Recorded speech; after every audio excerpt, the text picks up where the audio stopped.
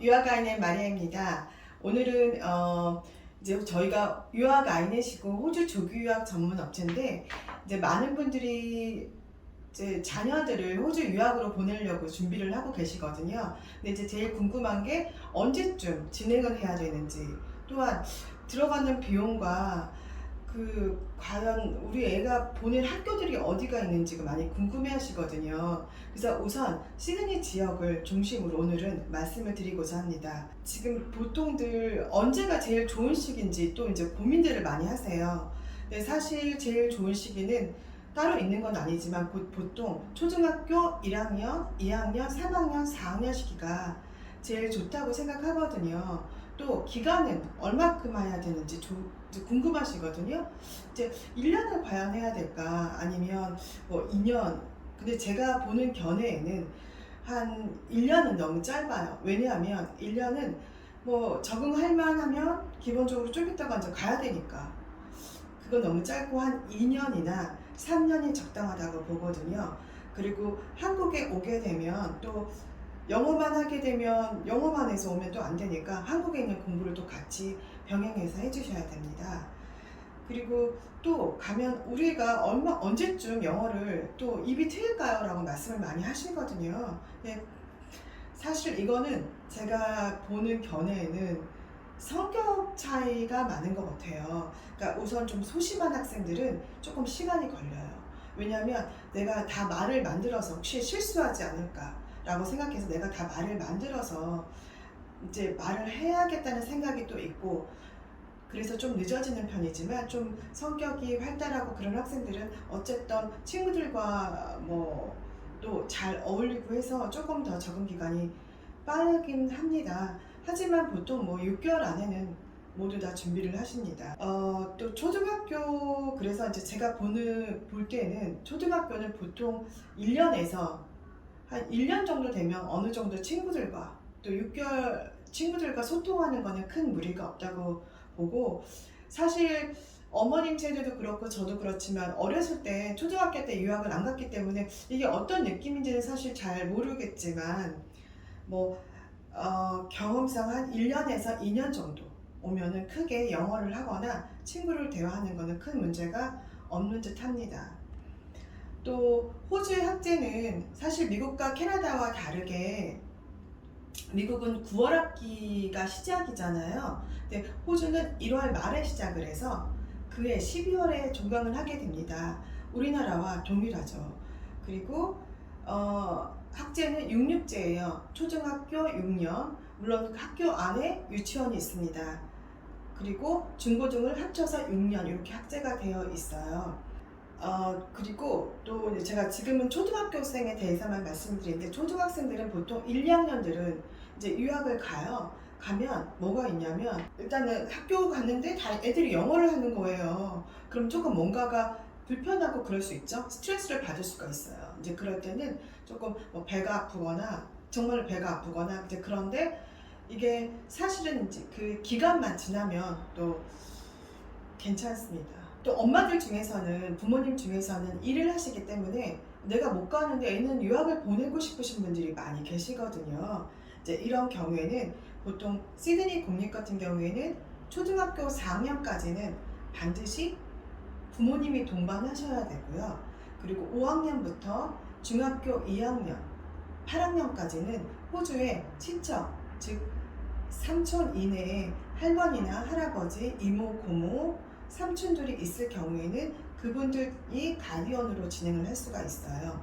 중3부터는 기본적으로 부모님도 없거나 친척이 없는 경우에도 동일하게 마찬가지로 다른 사람, 그러니까 교육청에서 진행하는 홈스테이에서 기거를 하게 됩니다. 그렇게 되고, 그러면 언제 신청을 하는 게 또 좋을까?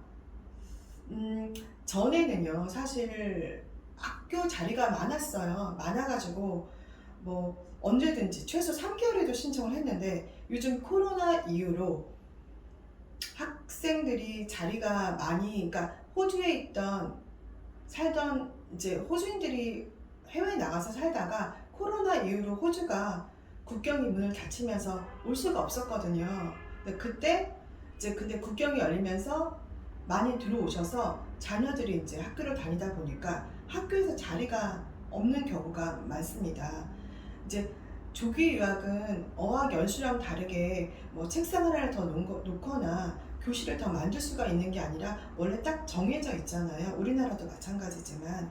그래서 자리가 없기 때문에 요즘은 최소 정말 1년이나 아니면 8개월, 9개월 전에는 신청을 하셔야 원하는 학교에 자리가 있으세요. 그러니까 예를 들어서 제가 저번 주에 1학년과 3학년 학생이 있었는데 1학년과 3학년인데 3학년은 자리가 다 없고 1학년만 자리가 있는 경우, 그러니까 애가 둘인 경우는 두 학년의 자리가 다 나와야 되거든요. 이렇기 때문에 미리 학교를 신청을 하셔야 됩니다. 또 이제 중고등을 가려면 우선 사실은 초등학교는 기본적으로 교실에 바로 점핑을 해서 공부를 하게 되거든요.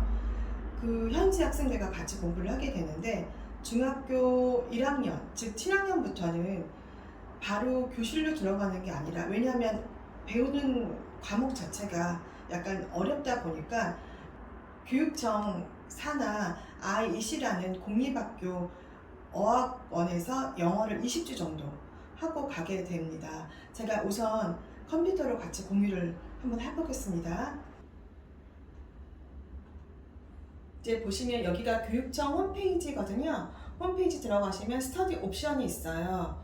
그러면 스터디 프로그램, IEC, 학비에 대해서 나와 있는데 우선은 스터디 프로그램 들어가면 저희가 공부하는 것 같은 경우에는 저희는 비자 타입에 들어가 보시면은 저희는 학생 비자로 진행이 됩니다. 그리고 지금 인텐시브 잉글리시 센터는 중학교 1학년부터 고등학교까지 포함이 되어 있는데요. 여기 로케이션이 나와 있습니다. 여기 시드니에 기본적으로 한 17개 정도의 그 로케이션이 있는데요. 이거는 뭐냐면 우선은 내가 이 랭귀지를 선택하는 게 아니라 기본적으로 학교를 먼저 선택을 한 다음에 그 다음에 학교에서 가까운 랭귀지 스쿨로 이제 들어가게 되죠. 그 이후에 보드 과정으로 가게 됩니다. 그리고 또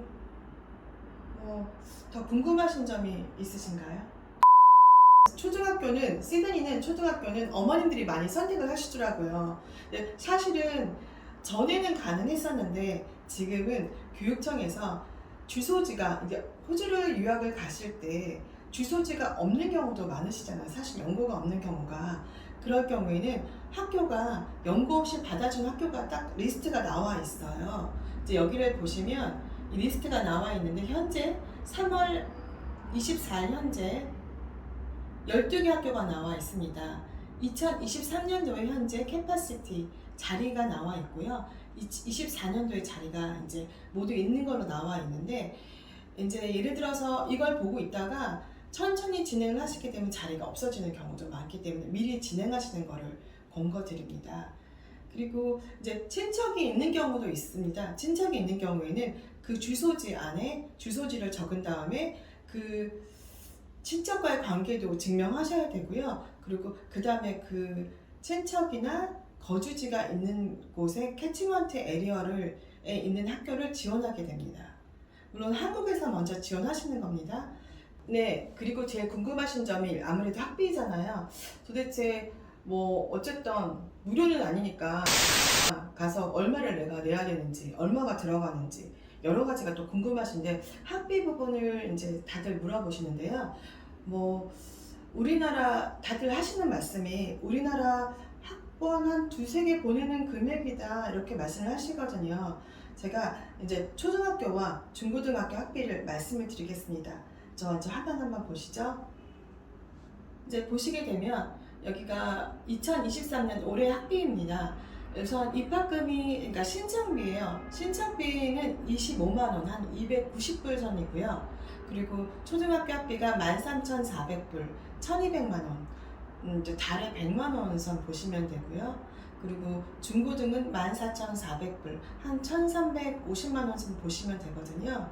근데 여기에 이제 아이가 두 분인 집은 좋은 게 둘째 아이의 학비가 10% 할인이 돼요. 그러니까 예를 들어서 첫째 학비가 초등학생인 경우에 이제 1,200만 원 선이거든요. 둘째 같은 경우에는 한 1,100만 원 선으로 이제 떨어지는, 이게 사실은 다른 지역은 전혀, 그러니까 다른 시드니 외에 다른 뭐 도시, 이제 브리즈번이나 뭐 골드코스트나 멜번이나 이제 그런 쪽은 전혀 해당이 안 되고, 이제 시드니 NSW 공립만 유일하게 되는 자매 할인 프로그램이 있는 유일한 지역입니다.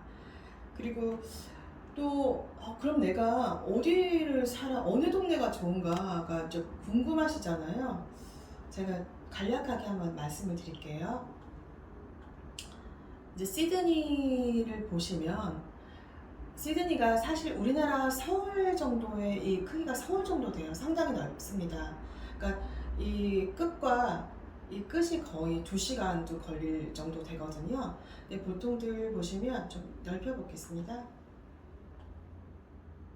보시면 이쪽 마스콧이 이제 공항 쪽이고요. 공항 쪽이고, 한국 분들이 많이 선호하시는 지역은 여기가 오페라 하우스가 있고 하버 브릿지가 있습니다. 이게 보이시죠? 오페라 하우스가 있고 하버 브릿지가 있는데, 이 북쪽이 인기가 많으신 지역이에요. 체스우드라든가 아니면 밑에 맥쿼리 팍이라든가 와론가, 이쪽에 킬라라, 린필드, 핀볼, 혼스비, 이쪽이 인기가 있는 지역이고요. 또 칼링포드도 마찬가지입니다. 그리고 이 남쪽으로 내려가시면, 남쪽은 이 인기가 있는 지역이 버우드, 또 사실 버우드 쪽도 하이스쿨이 괜찮은 편이고요. 그리고 옆에 스트라스필드 걸즈하고 있어서 이쪽도 상당히 괜찮은 편입니다. 그러니까 보통들 보실 때 이 북쪽을 보시거나, 북쪽이나 또 남쪽에 몇 군데 지역이 괜찮은 지역이고, 아직 이쪽에는 이 라인에는 한국 분들이 많이 없으시고, 또 학교도 랭킹도 그렇게 높지 않아서 이쪽을, 저는 이 북쪽을 추천드립니다. 우선은 제가 간략하게 이제 설명을 드렸는데요. 조기약을 보내실 경우에는 반드시 미리 신청을 해주셔야 돼요.